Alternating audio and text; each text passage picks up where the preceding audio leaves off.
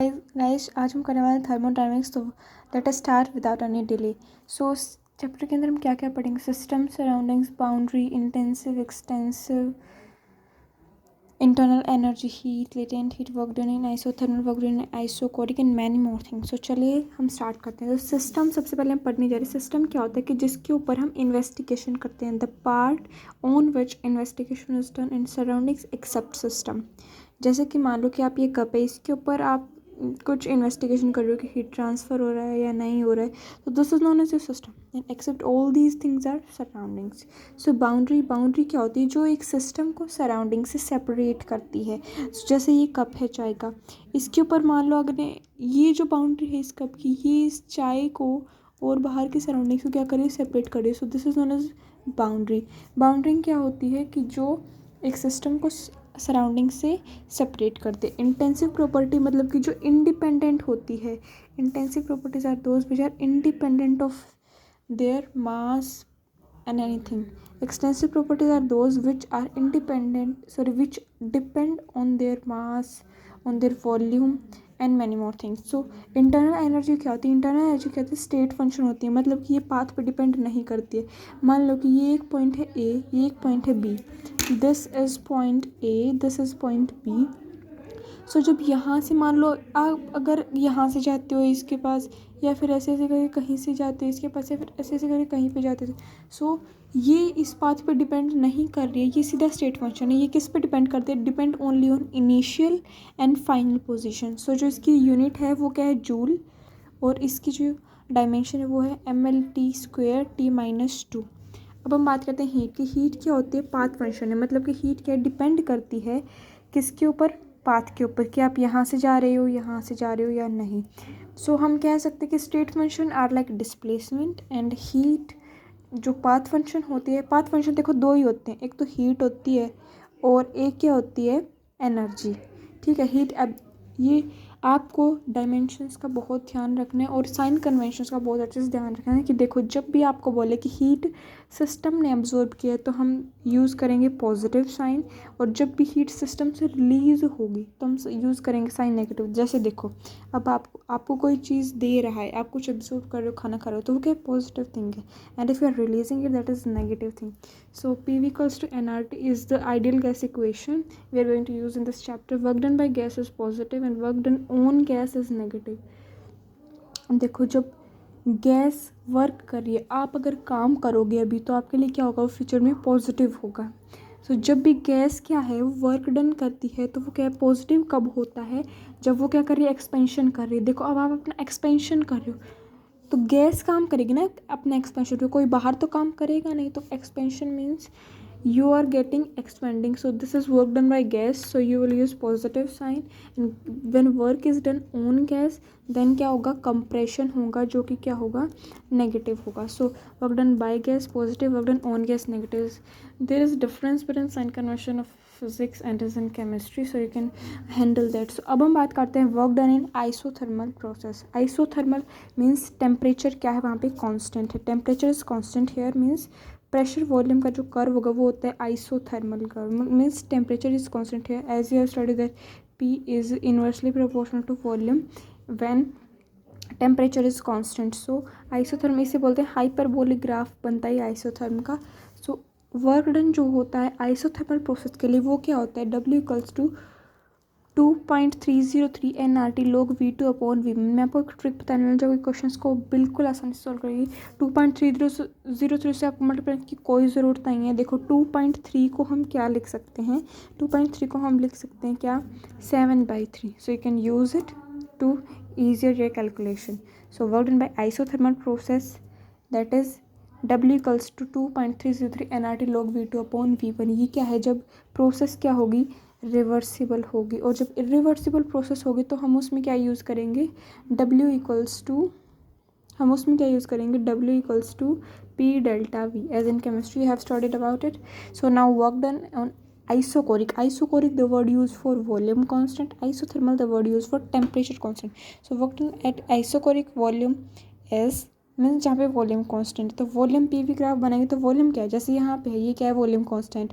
जब जहाँ पे प्रेशर जब जहाँ पे प्रेशर कांस्टेंट होता है, जैसे हम पीवी ग्राफ बनाते हैं, प्रेशर कांस्टेंट होगा तो दिस इज क्या होगा, isobaric process. Are you getting it? So now zeroth law of thermodynamics, तो वर्ड ऑन आइसोकोरिक में क्या होगा, आइसोकोरिक प्रोसेस यहाँ पे हमें यूज़ करना था, सॉरी।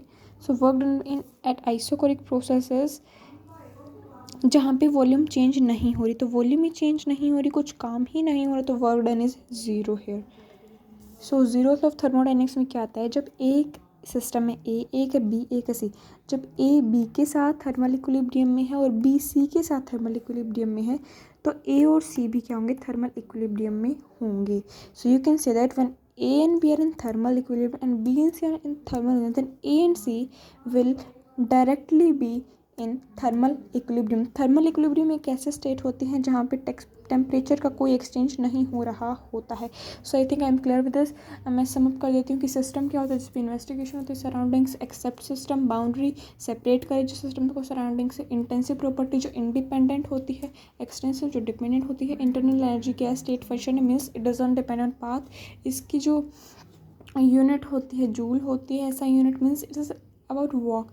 सो हीट एब्जॉर्ब करेंगे जब हम, positive release then is negative, work done by isothermal reversible process, W equals to 2.303 nRT log V2 upon V1, and we can also write it as 2.3003 nRT log P1 upon P2. So work done at isochoric process में जहाँ पे volume नहीं change होगी तो work done will be zero.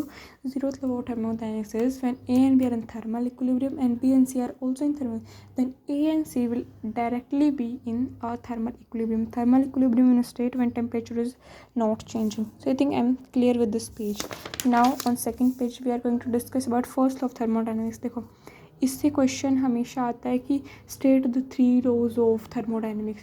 So zeroth law, first law, second law हम इस video में discuss करने वाले हैं। फर्स्ट लॉ ऑफ थर्मोडायनेमिक्स क्या है कि मान लो ये एक सिस्टम है, कोई भी, ये कोई एक सिस्टम है।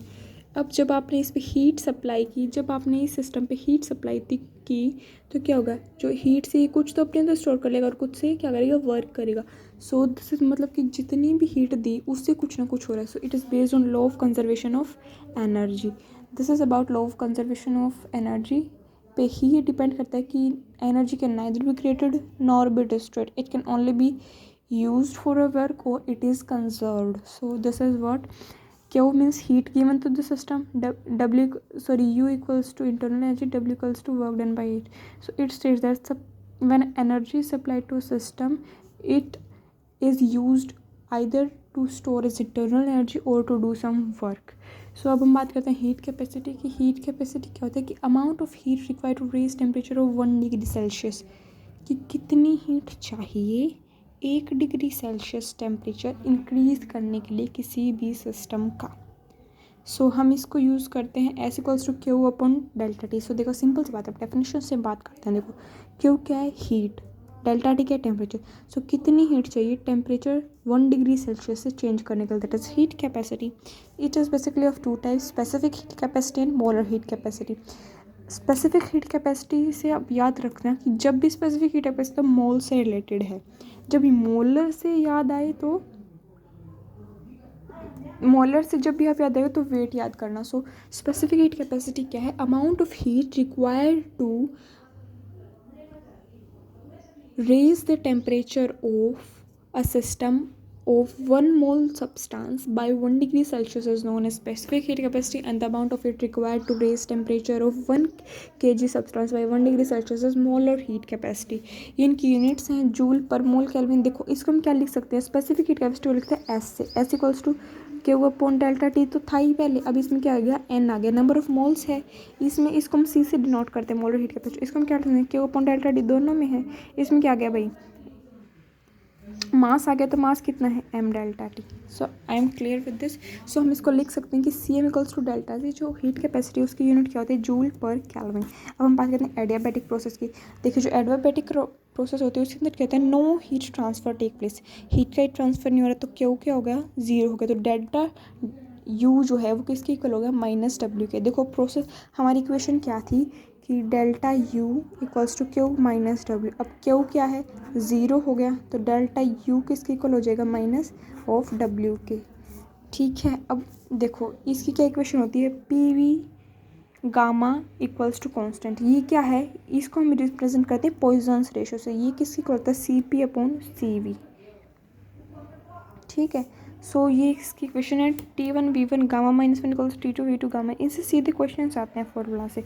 So I think I am clear with this page. First law of thermodynamics means energy can not be destroyed, not be, इस पे प्रिंसिपल पे ये बेस्ड है। क्या है, delta Q equals to delta U plus W। Heat capacity क्या होती है कि किसी भी सब्सटेंस का 1 डिग्री सेल्सियस से टेम्परेचर चेंज करने के लिए कितनी हीट रिक्वायर होती है, वो होती है हीट कैपेसिटी। दो टाइप की होती है, स्पेसिफिक हीट कैपेसिटी और मोलर हीट कैपेसिटी। फिर एडियाबैटिक प्रोसेस में क्या होता है, जहाँ पे Q 0 होता है, W इक्वल्स टू -W।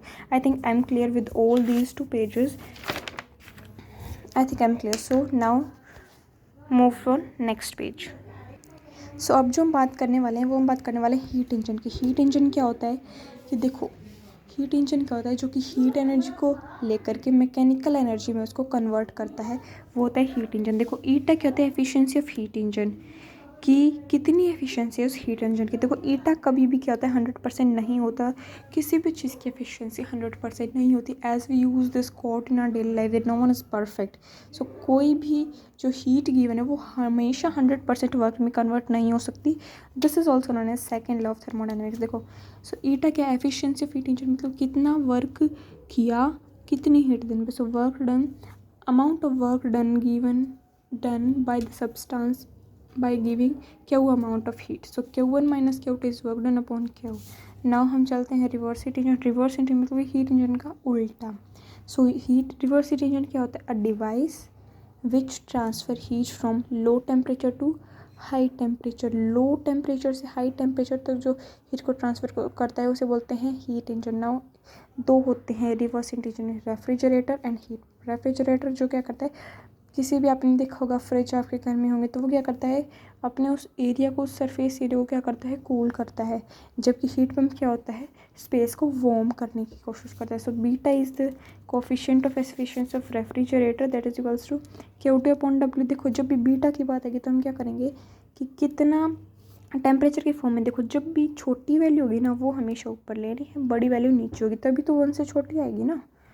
सो देखो बीटा इक्वल्स टू टेम्परेचर का सब्सटेंस का क्या कर रहा है, टेम्परेचर कम कर रहा है, तो TL/TH माइनस TL।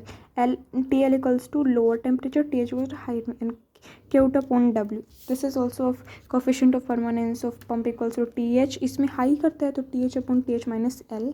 अब हम बात करते हैं कार्नोट साइकिल की। कार्नोट साइकिल कैसे साइकिल होती है, जिसका मतलब कार्नोट इंजन क्या होता है, वो इंजन होता है जिसकी एफिशिएंसी 100% होती है। सो ये साइकिल है कार्नोट साइकिल। इसमें क्या होता है, देखो ABCD के एक साइकिल चलती है जिसकी एफिशिएंसी क्या होनी चाहिए, 100%। अब देखो P1 V1 T1, ये क्या होता है, A से B तक क्या है, देखो मैं आपको बताती हूँ। ये क्या, प्रेशर, एक्सिस पे क्या है, वॉल्यूम। देखो अब यहाँ पे क्या है, A पे प्रेशर क्या है, चेंज हो रहा है, वॉल्यूम क्या है, कांस्टेंट। सॉरी, इन दोनों में देखो ये क्या प्रोसेस, आइसोथर्मल। ये आपको देखेंगे प्रेशर वॉल्यूम, ये क्या है, हाइपरबोलिक ग्राफ, और ये भी क्या है हाइपर, तो these are isothermal.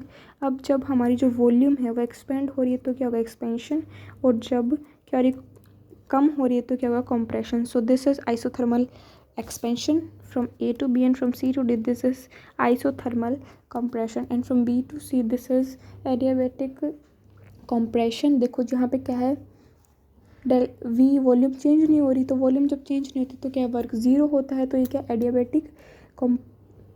Adiabatic expansion, और A to D क्या एडियाबेटिक कंप्रेशन, जब प्रेशर भी चेंज नहीं हो रहा होता। सो अब हम बात करते हैं, इसे कई बार सवाल आ जाते हैं कि A to B क्या है और वो क्या है। तो देखो A to B क्या isothermal expansion, B to C क्या adiabatic expansion, C to C क्या isothermal expansion, D to A adiabatic compression. Eta is coefficient of efficiency of Carnot cycle, that is equal to 1 minus T2/T1. T2 is the temperature of sink and T1 is the temperature of source. So I think I'm clear with this chapter. Hope you guys like this video, and in this video you have completed your chapter. Revise all the formulas and subscribe, like if you want to this channel, and comment if you gain any help from my point. So thank you, have a nice day.